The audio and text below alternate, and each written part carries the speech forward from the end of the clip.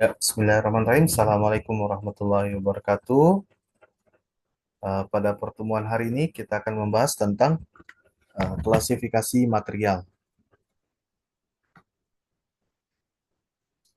Adapun untuk pertemuan hari ini, kita akan membahas mengenai apa itu jenis-jenis material, kemudian apa saja sifat-sifat mekanik dalam perlakuan setiap material.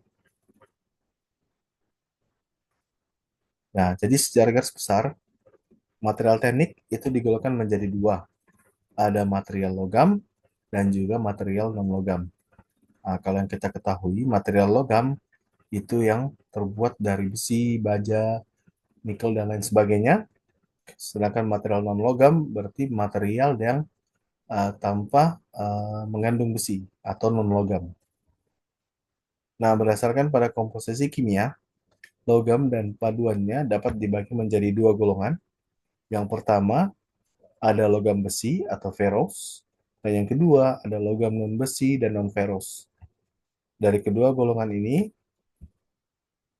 di dalamnya menjelaskan bahwa logam-logam besi merupakan logam dan paduan yang di dalamnya mengandung besi atau unsur besi atau ferrous sebagai unsur utamanya. Sedangkan logam-logam yang non-besi ini dikategorikan merupakan material yang di dalamnya mengandung sedikit atau tidak sama sekali tanpa unsur ferrous atau unsur besi. Nah, itu adalah jenis-jenis logam. Penggolongan logam berdasarkan unsur kimiawinya. Sedangkan material non-logam ini dapat dibedakan menjadi beberapa, yaitu yang pertama ada keramik, yang kedua ada plastik atau polimer, dan ketiga ada komposit. Nah, untuk material non-logam yang pertama, yaitu keramik. Jadi keramik di sini merupakan material yang terbentuk dari hasil senyawa atau compound antara satu atau lebih unsur-unsur logam. Di dalamnya termasuk ada silika, dan germanium. Nah, material jenis keramik ini sudah banyak digunakan dalam pengaplikasiannya seperti pahat potong, batu tahan api, serta bagaimana pengembangan teknologi roket dan penerbangan luar angkasa yang di dalamnya menggunakan bahan atau material keramik. Nah, ini dikarenakan karena material keramik ini uh, bersifat tahan panas atau tahan api sehingga penggunaan bahan itu menggunakan keramik terkhusus tadi untuk material atau pengembangan produksi teknologi roket. Yang kedua, ada namanya plastik atau polimer. Nah, ini merupakan material dari hasil rekayasa manusia yang di dalamnya terdapat banyak rantai molekul yang biasa disebut molekul mer atau polimer yang saling mengikat. Nah, penggunaan material plastik ini sudah sangat luas dan sudah ada di sekitar kita. Contohnya beberapa itu seperti peralatan rumah tangga, interior mobil, uh, case atau kabinet radio atau TV, sampai dengan konstruksi mesin. Jadi semua material-material plastik ini sudah ada di sekitar kita, baik itu untuk elektronik maupun peralatan-peralatan rumah tangga. Nah, untuk di konstruksi mesin biasanya digunakan sebagai case atau sebagai cover untuk menutupi atau melindungi bagian mesin. Nah, di sini ada beberapa jenis material untuk plastik dikategorikan menjadi 7. Yang pertama, untuk segitiga pertama itu yang biasa disebut polyethylene atau PET. Nah, polyethylene atau PET ini biasa digunakan untuk botol plastik yang digunakan sekali pakai. Contoh misalnya air minum dalam kemasan botol. Kalau kalian bisa cek di bagian bawah materialnya atau bagian bawah botolnya, nanti di situ akan ditampak akan terlihat segitiga angkanya berwarna putih. Warna, maksud saya warna nomor satu maksudnya. Ah, jadi ini menunjukkan bahwa ah, jenis plastik ini dikategorikan sebagai jenis PET atau dengan simbol segitiga nomor satu yang menunjukkan bahwa jenis plastik ini hanya digunakan dalam sekali pakai saja. Nah, sedangkan yang kedua, untuk segitiga yang kedua, atau disebut sebagai high density polyethylene, nah ini biasanya digunakan untuk pengemasan bahan-bahan kimia yang bersifat cair, menggunakan jenis plastik HDPE. Sedangkan yang ketiga, segitiga yang ketiga, atau biasa disebut PVC atau polyvinyl chloride. Nah, ini biasa digunakan untuk material produk-produk seperti pipa air. Nah, selanjutnya untuk yang keempat, segitiga empat ini yang dikategorikan sebagai low density polyethylene. Nah, ini menunjukkan eh, gambaran produk yang biasa dikategorikan sebagai produk-produk plastik yang plastik seperti kantong plastik ataupun uh, atau trash bag, seperti itu. Jadi dikategorikan sebagai LDPE. Sedangkan untuk yang segitiga yang kelima atau polipropilen, nah ini biasanya plastik yang digunakan sebagai plastik yang tahan panas, tapi panasnya juga ada suhu tertentu yang bisa di yang bisa distandarkan. Dan terkadang biasanya plastik kategori 5 ini atau polipropilen ini biasanya digunakan untuk plastik dengan mengemas bahan makanan atau biasa dikategorikan plastik food grade, plastik yang aman terhadap bahan-bahan makanan. Nah, contoh misalnya kalau kalian punya tumbler, nah itu bahannya plastiknya itu simbolnya segitiga angka 5. Nah, ini menunjukkan bahwa ini plastiknya aman bagi makanan, untuk pengemasan makanan dan minuman. Nah, dikategorikan untuk polypropylene. Kemudian yang keenam, ini kategori plastik polystyrene atau biasa untuk plastik styrofoam. Nah, ini juga biasanya dipakai untuk mengemas makanan, tapi disarankan hanya sekali pakai saja. Kemudian yang terakhir, yang ketujuh, nah ini yang other. Yang other ini adalah kategori plastik seperti akrilik, polikarbonat, polyetik fiber, nilon, dan fiberglass. Jadi kategori-kategori plastik yang di luar dari 6 kategori sebelumnya. Contohnya seperti cakram dis, kemudian apa nih, botol dot minuman, dan juga kalau kalian punya galon, galon di rumah, nanti coba dicek, galon itu biasanya dikategorikan sebagai plastik segitiga yang ketujuh. Jadi kita sudah bisa mengetahui jenis-jenis pengkategorian material-material plastik dimulai dari yang satu sampai yang ketujuh tadi. Jadi yang satu ada polyethylene, yang kedua ada high density polyethylene, yang ketiga ada PVC, yang keempat ada LDPE, yang kelima adalah polypropylene, yang keenam ada polystyrene, dan yang ketujuh adalah kategori yang lain atau other. Nah, itu adalah gambaran untuk um, jenis material plastik. Selanjutnya kita masuk untuk kategori material non-logam yang berikutnya, yaitu komposit. Komposit di sini merupakan material hasil kombinasi dari dua material atau lebih. Dan ini juga sama seperti plastik tadi, ini merupakan hasil rekayasa manusia dengan menggabungkan dua material atau lebih, sehingga nantinya akan membuat atau membentuk satu material baru yang pastinya berbeda dengan sifat dari masing-masing material asalnya. Nah, komposit ini juga ada yang dibuat tadi rekayasa manusia, ada juga yang bisa terjadi atau dibuat secara alami.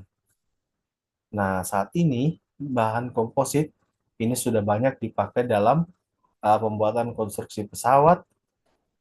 Ini dikarenakan karena bahan komposit ini memiliki bahan sifatnya ringan, kuat, dan non magnetik. Nah, kalau kita lihat di gambar selanjutnya, nah untuk pembuatan badan pesawat terbang ini 50% menggunakan bahan komposit, dimulai dari bagian depan, badan, sampai sayap. Nah, bahan karbon laminate merupakan bahan komposit yang digunakan untuk material konstruksi pesawat udara. Nah, dipilihnya material komposit karbon laminate ini karena selain tadi ringan dan juga kuat dan juga pastinya dia bersifat non magnetik. Nah, kalau kita ketahui kalau pesawat udara berada di udara itu, nah itu kan banyak medan magnetik di awan. Nah, sehingga dipilihlah bahan karbon laminate ini untuk meminimalkan risiko dalam uh, adanya hantaran listrik yang menghantar di bagian badan pesawat. Nah, selain itu juga ada bahan plastik seperti fiberglass dan juga ada logam yang aluminium dan titanium. Nah, selanjutnya kita masuk ke sifat mekanik. Nah, sifat mekanik di sini merupakan sifat yang menyatakan bagaimana kemampuan material atau sebuah komponen dalam menerima beban, gaya, dan energi tanpa menimbulkan kerusakan pada material atau komponen tersebut. Nah, ini ada beberapa contoh sifat mekanik. Yang pertama ada pengujian kekuatan atau strength. Ini biasanya merupakan kemampuan dari sebuah material di mana material nanti akan menerima tegangan tanpa membuat material patah. Nah, jadi mengukur kekuatan material sampai ambang patahnya itu. Nah, biasanya uji kekuatan yang sering dilakukan adalah kekuatan tarik, kekuatan geser, kekuatan tekan, dan kekuatan lengkung. Jadi ada beberapa contoh dalam pengujian kekuatan. Selanjutnya adalah uji kekakuan atau stiffness. Ini merupakan pengujian kemampuan material dalam menerima tegangan atau beban tanpa menyebabkan terjadinya deformasi atau defleksi. Pengujian kekakuan, contoh misalnya untuk mengukur ketahanan lembar kertas terhadap upaya pelengkungan, di mana kekakuan atau stiffness ini akan berpengaruh bagaimana lebar kertas bisa sejajar untuk kembali ke posisi semula. Nah, kekakuan di sini merupakan syarat penting dalam pengujian kertas dan karton dan kaitannya bagaimana nanti pada saat uh, kertas pada saat digunakan misalnya di mesin cetak itu uh, bisa mengikuti alur. Jadi tetap kaku tanpa adanya perubahan bentuk. Misalnya pada saat dia melengkung melewati roller, itu tetap bisa kembali lurus sesuai dengan bentuk semula. Jadi bagaimana penggunaannya juga. Contohnya misalnya untuk karton juga, ini biasa digunakan untuk bagaimana untuk mengemas barang, itu bagaimana untuk menguji kekakuan dari bahan atau material karton. Nah, kalau tadi yang kertas, itu bagaimana supaya uh, pada saat kertas dimasukkan ke mesin cetak, nah itu tetap bisa kembali ke bentuk semula, lurus seperti semula. Nah, itu untuk menguji kekakuan dari kertas tadi. Nah, selanjutnya ada kekenyalan atau elasticity. Nah, ini merupakan kemampuan dalam menerima tegangan tanpa mengakibatkan terjadinya perubahan bentuk. Nah, ini untuk menguji kemampuan material yang menguji elastisitasnya. Apakah pada saat ditekan atau diubah atau ditarik, apakah ada terjadi perubahan bentuk. Nah, selanjutnya ada plastisitas atau uji plasticity. Ini biasanya digunakan untuk menguji deformasi dari produk plastik. Jadi misalnya apakah uh, material plastik ini apabila ditekan akan kembali ke bentuk semula. Jadi mengukur deformasi apakah ada perubahan bentuk pada saat material plastik ini ditekan, apakah dia bisa kembali ke bentuk semula tanpa mengalami kerusakan. Nah, sedangkan untuk selanjutnya ada keuletan atau ductility. Ini biasanya digunakan untuk menggambarkan pengujian, contohnya seperti kabel dengan menggunakan mekanismenya adalah aplikasi kekuatan tarik. Nah, inti dari uji duktil ini adalah bagaimana material yang pada saat melakukan uji ini dia itu harus kuat dan lentur. Nah, biasanya pengujian untuk ductility ini selain untuk dalam bentuk kabel atau produk kabel, biasanya juga ada pengujian menggunakan material aspal untuk menguji bagaimana kekuatan dan kelenturan dari produk material aspal itu. Nah, selanjutnya ada ketangguhan atau toughness.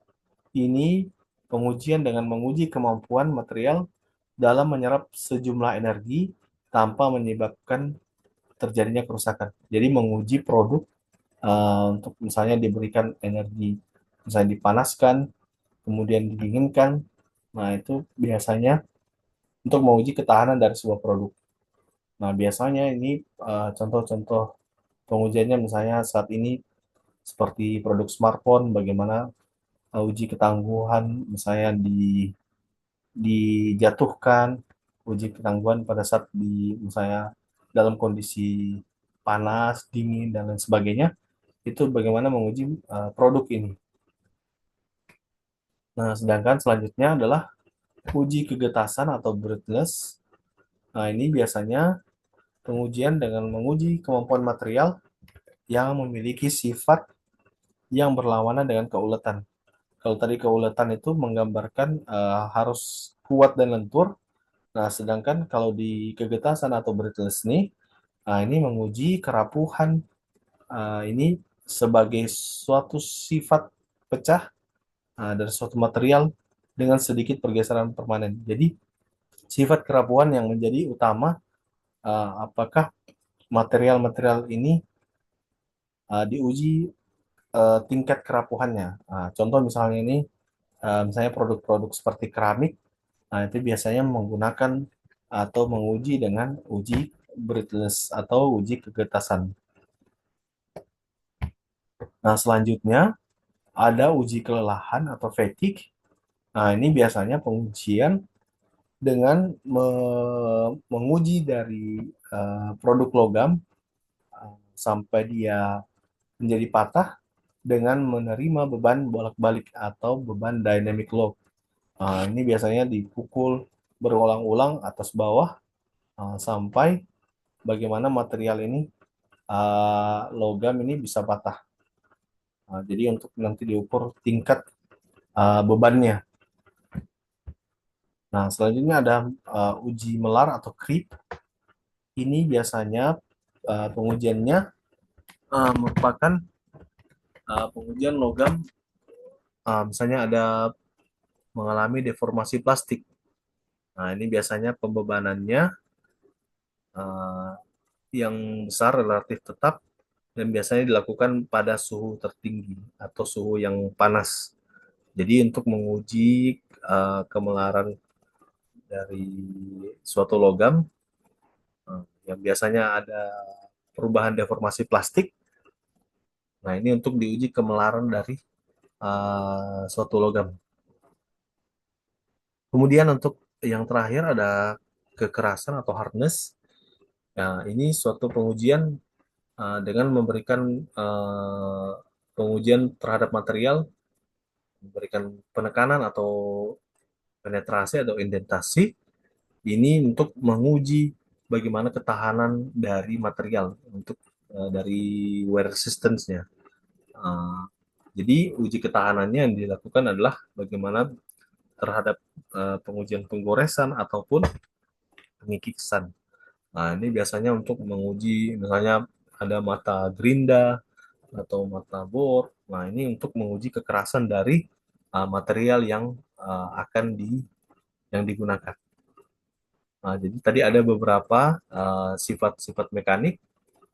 Tadi ada uji kekuatan, uji kekakuan, dari kekenyalan, plastisitas, keuletan, ketangguhan, kegetasan, kelelahan, melar, hingga kekerasan.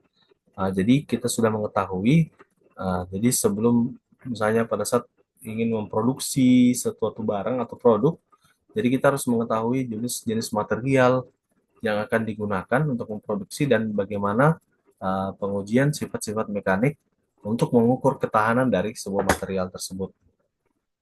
Nah, sebagai untuk menguatkan materi hari ini, uh, saya berikan tugas untuk mengetahui atau mencari sebuah case sifat-sifat mekanik.